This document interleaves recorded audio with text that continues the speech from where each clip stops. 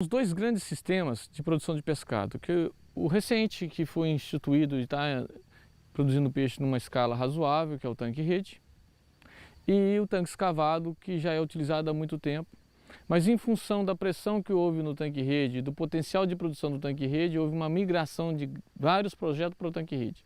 Mas o tanque escavado, ele tem uma importância gigantesca do ponto de vista sanitário e do ponto de vista de estratégia, como a questão da água que está aí. Nós, nesse momento, estamos vivenciando uma falta d'água, onde as usinas hidrelétricas estão abaixando e os projetos instalados nas usinas hidrelétricas em tanque-rede estão sentindo. Isso mostra a importância do tanque escavado, que o produtor com tanque escavado ele tem uma diminuição da oferta d'água, mas o tanque dele não chega a secar, ele tem domínio sobre a sua água. A represa hidrelétrica você não tem domínio sobre a água.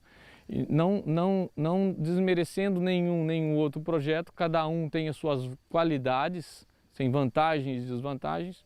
O que a gente leva é a mensagem de que o tanque escavado vai ter e tem um papel fundamental na produção de pescado.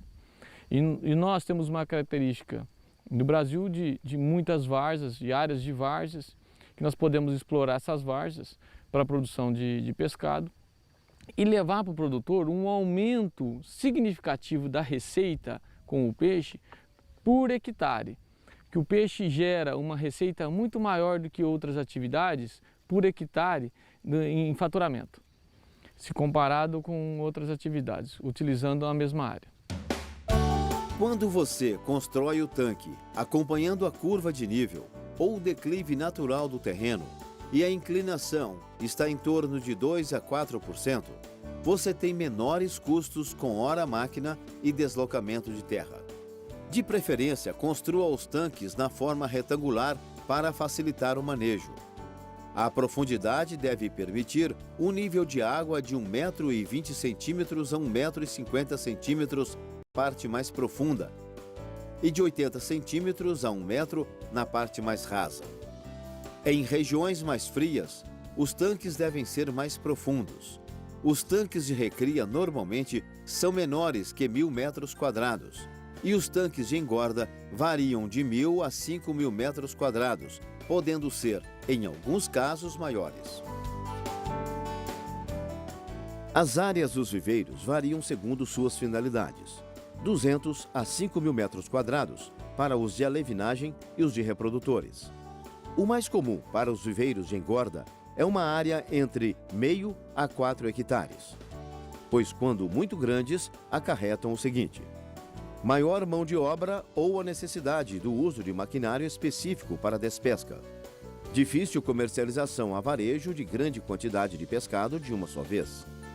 Em caso de diminuição da taxa de oxigênio ou qualquer outro problema na água dos viveiros, é impossível a renovação da água. É preciso lançar mão de aeradores de emergência. Viveiros muito grandes acarretam períodos de tempo muito extensos para enchimento e esvaziamento parcial, que são manejos comuns na despesca. Lembre-se que deve escolher a forma do viveiro de maneira a reduzir ao mínimo o perímetro desse viveiro e, consequentemente, os volumes e custos das escavações. Ao mesmo tempo, a área útil do terreno deve ser otimizada ao máximo, sem que haja despadronização dos viveiros e comprometimento de acessos, áreas de circulação, estação de tratamento, dentre outras. A canaleta de abastecimento de água para os viveiros deve ficar abaixo do nível da água do açude para que ela caia por gravidade. Nesse esquema, podemos ver que o fundo do viveiro deve possuir os cantos inferiores inclinados para o centro e arredondados para não haver acúmulo de sedimentos, peixes presos nos cantos e dificuldade de captura na despesca ou biometrias. Veja aqui a inclinação arredondada do fundo como deve ser. A largura dos taludes, que é essa parte de cima entre os viveiros, deve ser larga o suficiente para o trânsito de máquinas, tratores, caminhonetes e caminhões utilizados no manejo. Devem ser gramadas nas beiradas para evitar a erosão e queda de terra dentro do viveiro. Os taludes e margens deverão ser plantados com grama ou amendoim forrageiro ou outra gramínea que não tenha um crescimento muito acelerado e que facilitem a limpeza da área. As caixas de manejo ou despesca são muito importantes nos viveiros de engorda. É aí que os peixes são manejados e recolhidos para o abate. Observe o tubo de abastecimento sobre a caixa de manejo. Desse modo, ele supre de água limpa no momento da concentração dos peixes para depuração, classificação ou colheita. No abastecimento, a água cai dentro da caixa de manejo, evitando erosão no fundo do viveiro. Os peixes podem ser estocados na caixa de manejo, mesmo com o viveiro no início do enchimento. A adutora principal e os tubos de abastecimento devem ficar soterrados, a pelo menos meio metro do topo do dique. Dentro da caixa de manejo deve ter um cachimbo articulável com canos de PVC, com um joelho para ser retirado no momento do esvaziamento do tanque. Ao lado da caixa de despesca, construa uma escada de manejo para que o tratador tenha fácil acesso. Os viveiros devem ser construídos paralelos para facilitar o enchimento.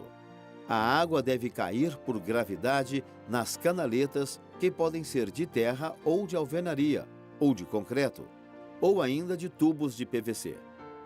Essas canaletas devem correr o mais próximo possível das cabeceiras dos viveiros, facilitando o desvio da água para dentro deles. A estrutura de um tanque escavado é muito importante para o sucesso da piscicultura. Primeiramente, o formato, de preferência formatos retangulares, para facilitar toda a dinâmica de circulação de água e renovação. Em segundo lugar, a largura dos taludes. Também o declive de fundo.